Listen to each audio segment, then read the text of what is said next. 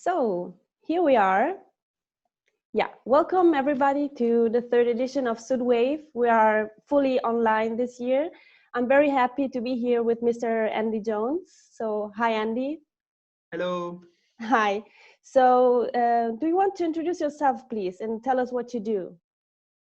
Okay, sure. So my name is Andy Jones, and I'm one of the co-founders and the music programmer for a showcase festival in the UK called Focused Wales.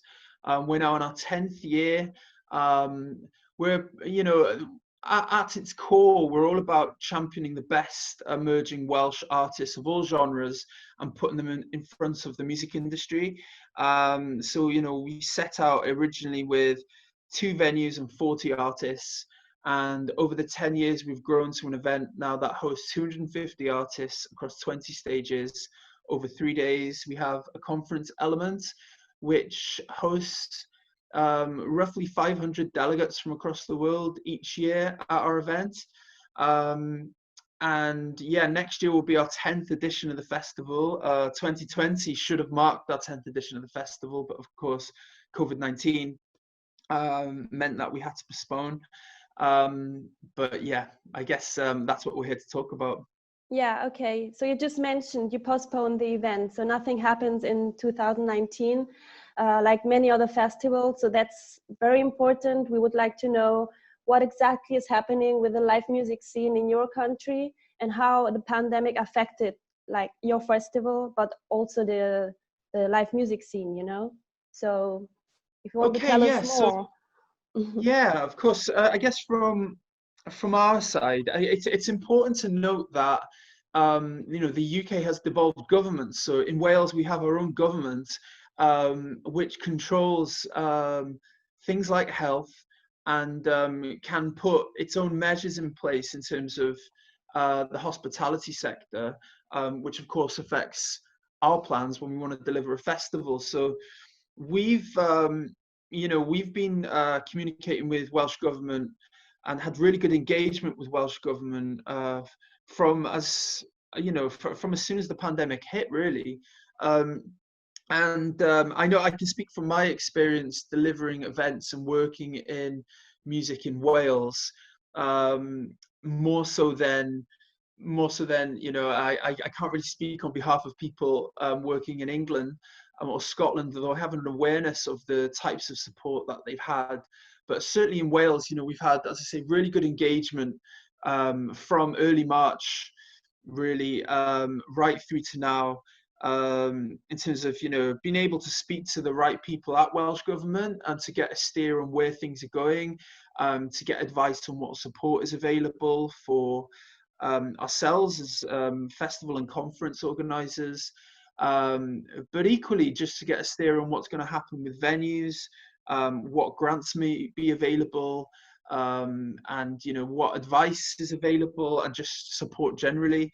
I can speak, as I say, from a Welsh perspective, where it's been really good. I know comparable with England, it's been tougher for friends of mine putting on events in England to have that same level of communication with UK government from an English perspective. I guess it is a much bigger place, and there is lots of people operating across the music industry in England who will all be asking questions and wanting support from UK government. So they've all been in that same scrap, I guess, for the communication with ministers and people who can help and advise. Within Wales, I think it's been really positive, the dialogue that we've had with Welsh Government and arts funding organisations, and just more broadly across the creative sector. If there's been a sort of silver lining of what's happened in 2020, it's been that it's put lots of arts organisations and certainly music organisations around the table, although digitally. It's put a lot of people in conversation who ordinarily don't work together. And I think that's certainly been one positive that's come out of this year, because now there's a much bigger support network, I feel, within the creative sector in Wales, and there's new collaborations and partnerships sort of emerging as a consequence of Mm-hmm. you know, the forced closures that have come as a consequence of COVID-19, and everybody's had to think creatively and sort of outside of the box in terms of, well, what can we do if we can't put physical events on? And yeah, it's been a really interesting phase. But that pretty much summarizes where we're at. I'm happy to get into more detail, depending on which area you're most interested in, really. I think what is the most important point for us is to know how easy it is for artists to access grants or funds. I mean, from an artistic perspective. Well, from an artistic perspective, I think we're really lucky in Wales that we've got a really supportive Arts Council in the Arts Council of Wales, who've been really proactive about reaching out to the arts community, to make, you know, to make artists aware of what grant support is available. So I think, you know, we are very fortunate in that respect, and there has been significant funding offered. Welsh government put forward a package of £53 million by way of the Cultural Recovery Fund for Wales. So that was distributed and is being distributed via Welsh Government and the Arts Council of Wales, sort of in partnership, depending on the type of organisation you are. It might be that you're a freelance artist, in which case I think in almost all cases a freelancer would go directly to the Arts Council of Wales, whereas certain organisations would be more appropriate to go to Welsh Government for their grant support. But from my experience, as I said, there's been really good dialogue. They've promoted the funding systems and grants that have been available really well, to my knowledge anyway, at least. And, you know, it's been a really competitive process. So naturally, there's always going to be people that might slip through the net. But I believe, you know, the initial phase of the Cultural Recovery Fund has gone well. And I also know that the, you know, Welsh Government are looking at what more support can be available going forward, because of course any initial support right now is just about, you know, plugging the gap in the dam. We've obviously got a little while still to go before we can, you know, we can reopen the creative sector ultimately. I know so much can be done digitally, but really we need to be getting back to in-person events. And, you know, all signs, factoring in positive news on vaccines in recent weeks, I think all signs are pointing towards late spring, early summer, for that phased return of the live sector to begin. So we're still many months away from that point. And as I say, I'm encouraged to know that both, you know, Welsh Government or key people within Welsh Government and the Arts Council of Wales are pushing to ensure that there is support there for artists. But yeah, I do often feel that we're well placed in Wales as artists, as event organisers, as just individuals working within the creative sector, in terms of having an arts council that is really supportive of the arts and is quite easy to engage with. Okay, so you think things are going back to normal slowly, maybe next year? Well, slowly. I mean, you know, initially, you know, I can speak from our perspective as Focus Wales. Our 2020 edition didn't take place as a physical edition, but what we did was look to see how we can be of use to our music community in this time, because, you know, one of the key benefits of Focus Wales in ordinary times is that we're putting key people from the music industry in front of our fresh new talent, and we're creating this environment where our artists can engage with the industry, they can pitch their projects to them, and you know, new business opportunities emerge as a consequence of that environment. So we created a sort of a digital version of that conference element of Focus Wales, and we called that Out of Focus. And we were able to deliver that with the support of the Arts Council of Wales in September. And we were really pleased with how that went. You know, that involved a number of networking sessions. I think we had something circa 200 meetings that took place during the course of the week. We also hosted sessions from 30 artists that we hosted online as part of that. And, you know, we did some key panels with funding organizations, with people working in the areas of mental health to offer and discuss what support is available to artists and organizations. As I say, the whole spirit of that was, okay, we can't have events, but how can we be useful right now? Because I think often there's this misconception that is floated around, that the music industry has come to a halt, which is not true. The music industry has not come to a halt completely. There is still a huge consumption of music.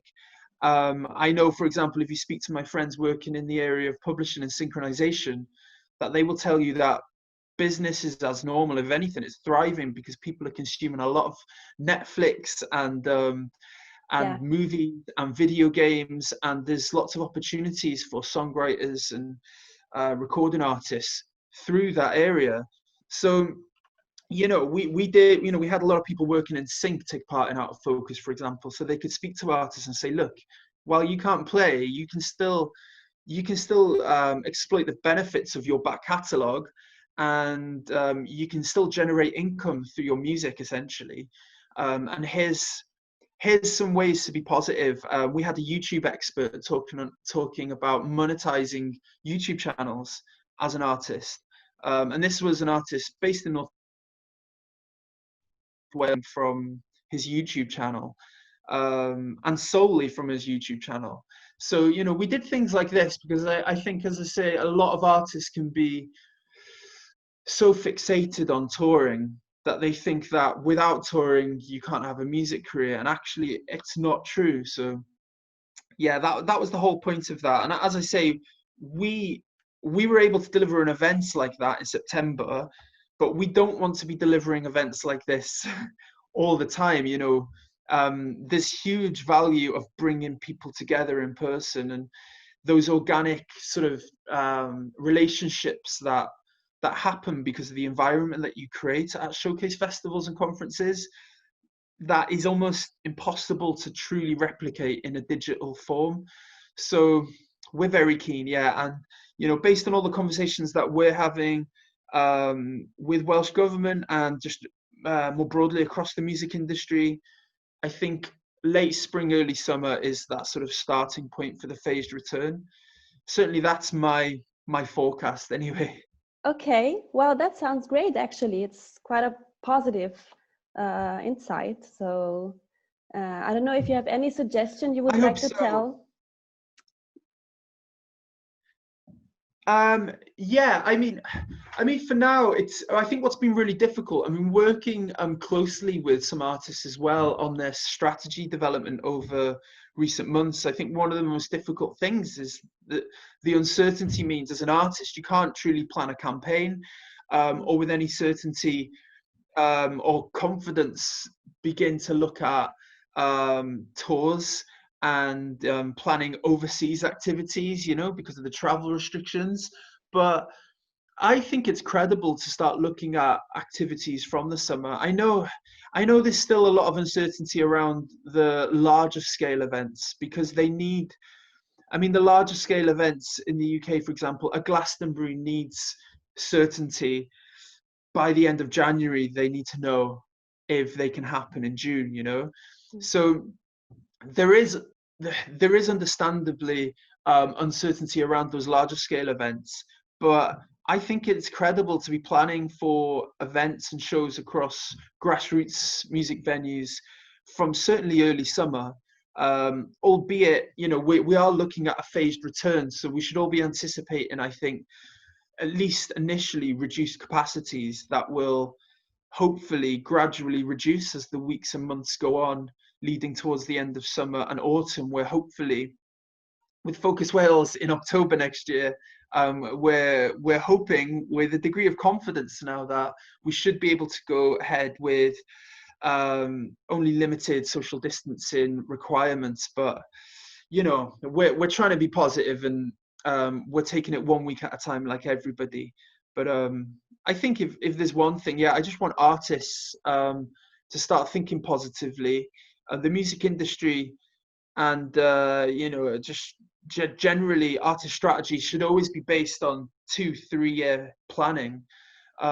So start thinking about your 2021 and 2022 going forward. I know it's felt for a long time like there's no light at the end of the tunnel, but for me, it does feel like there are shoots of hope emerging. So I think artists can, as I say, start to put some plans in place and feel some energy for next year. Yeah, okay. Well, I think that's a great end for our interview. I would like to end this with this positive thought. And I would like to thank you. Well, thank you, Toya. Thanks for having me. And good luck for your event for Focus Wales. Keep us updated, please. Send us information. And yeah, good luck. Thanks a lot. Brilliant. Will do. Thank you so much, Toya. Bye-bye. Bye-bye.